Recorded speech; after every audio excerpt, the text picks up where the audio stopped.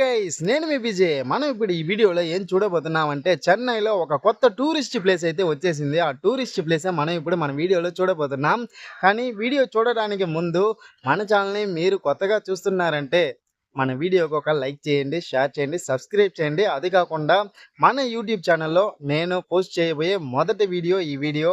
మర్చిపోకుండా లైక్ చేయండి, షేర్ చేయండి, సబ్స్క్రైబ్ చేయండి. రండి ఇప్పుడు వీడియో ఎలా ఉందో చూద్దాం.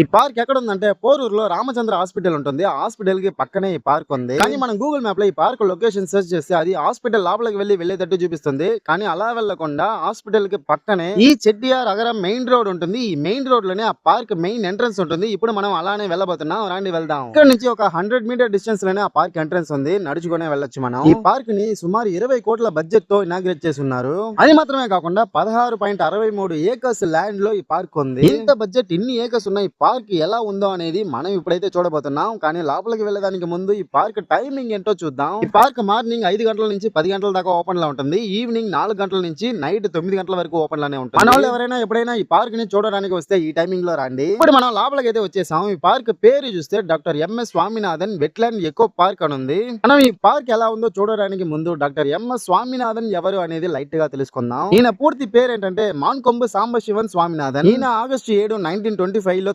తమిళనాడులో కుంభకోణంలో పుట్టి సెప్టెంబర్ 28, 2023 మరణించాడు. ఈయన ఒక ఇండియన్ అగ్రికల్చర్ సైంటిస్ట్. ఈయనకి మొక్కలు పెంచడం అన్న వ్యవసాయం చేయడం అన్న చాలా ఇష్టం. అది కాకుండా ఈయన పద్మశ్రీ, పద్మభూషణ్, పద్మ విభూషణ్ అని ఎన్నెన్నో గొప్ప అవార్డులన్నీ తీసుకొని ఉన్నాడు. గొప్ప వ్యక్తికి ఈ పార్క్ అయితే అంకితం చేస్తున్నారు. రాండి ఇప్పుడు మనం ఈ పార్క్ లోపలికి వెళ్లి పార్క్ ఎలా ఉందా అనేది చూసేద్దాం. లోపలికి రాగానే చాలా గ్రీనిష్ గా కనబడుతుంది. ఇది చూడడానికి చాలా బాగుంది. అసలు వెట్లాండ్ అంటే ఏంటి అంటే చెరువులు, మడుగులు, నదులు ఇలాంటివి వెట్లాండ్ అంటారంట. చెన్నైలో ఎన్ని నదులు ఉన్నాయి, ఎన్ని మడుగులు ఉన్నాయి అనేది ఇక్కడైతే మెన్షన్ చేస్తున్నారు. కానీ అవన్నిటికంటే ఈ పార్క్ ని చాలా గొప్పగా ఇనాగ్రేట్ చేస్తున్నారు. ఇక్కడ చూసామంటే పక్కనే రామచంద్ర హాస్పిటల్ ఉంది. దాని పక్కనే ఈ పార్క్ ఉంది. ఈ రెండింటిని కనెక్ట్ చేసే ఒక ఏరియా ఉందంటే ఆ ఏరియానే పార్కింగ్ ఏరియా.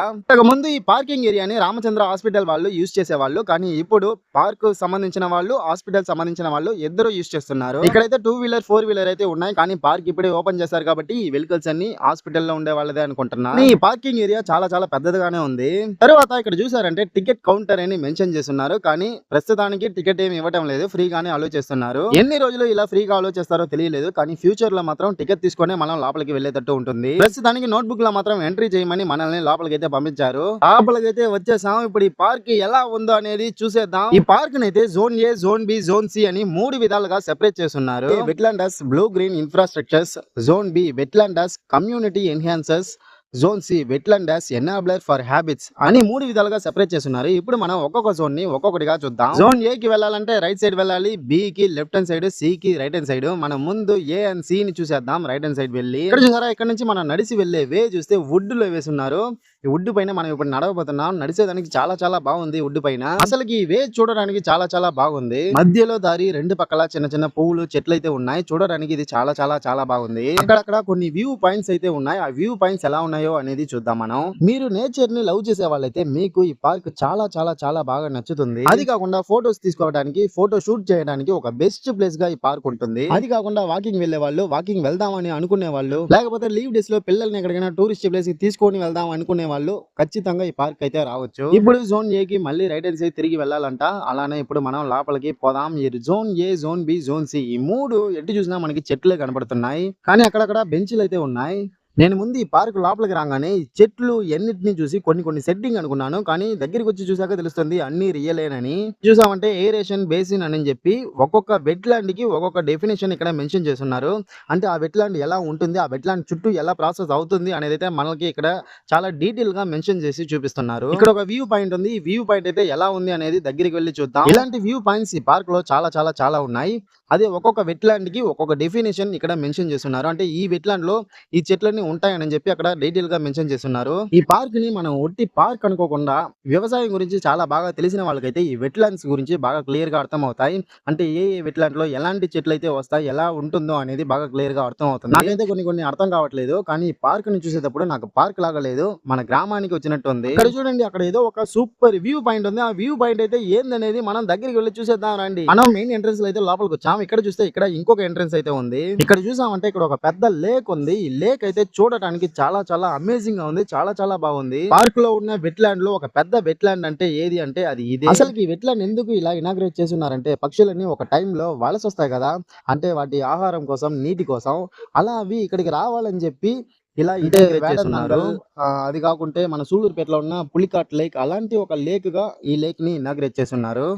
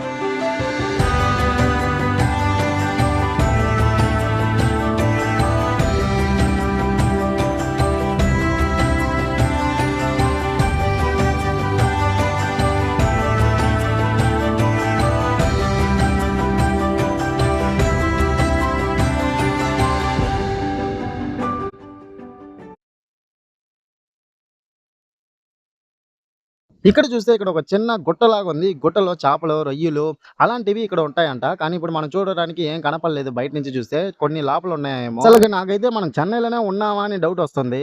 ఇప్పుడు మనం ఈ జోన్ ఏ, జోన్ సి ఎండ్‌కి అయితే వచ్చేసాం. ఈ జోన్ ఏ, జోన్ సిలో మనం తెలుసుకోవడానికి చాలా చాలా చాలా ఉన్నాయి. కానీ మనకి వ్యవసాయం గురించి బాగా తెలుసుంటే మనం ఇక్కడ ఉండే చూడటానికి మనకి బాగా క్లియర్ గా అర్థమవుతుంది. లేకుంటే మనకి నేచర్ చూడడానికి చాలా చాలా బాగుంటుంది. కానీ ఈ పార్క్ లో నేను ఇంతకు ముందు ఎప్పుడు చూడని చెట్లు, పువ్వులు అయితే చూస్తున్నాను. చాలా రకాలైన పువ్వులు, చెట్లు అయితే ఈ పార్క్ చుట్టూ ఉన్నాయి. అసలుకి లోపలికి వచ్చిన తర్వాత ఇది ఒక పార్క్ లాగే లేదు, ఒక నేచర్ కి, అది కాకుండా చెన్నై కాకుండా ఒక దూరమైన ప్లేస్ కి వచ్చినట్టు ఉంది. ఫ్యూచర్ లో బోటింగ్ కూడా ఈ పార్క్ లో ఉంటుంది అని చెప్పి చెప్తున్నారు. కానీ అది కన్ఫామా లేదా అనేది మనం వెయిట్ చేసే చూడాలి. కానీ బోటింగ్ వచ్చినా దానికి మనం తనిగా పే చేసి వెళ్లేటట్టే ఉంటుంది. ఇక్కడ చూసారా, ఇక్కడ ఒక కాల్వ ఉంది. కాల్వలో చిన్న చిన్న చేపలు అయితే ఉన్నాయి. చాలా క్యూట్ గా ఉన్నాయి చూడడానికి. కానీ ఆ చేపల పేర్లు ఏంటో తెలియట్లేదు.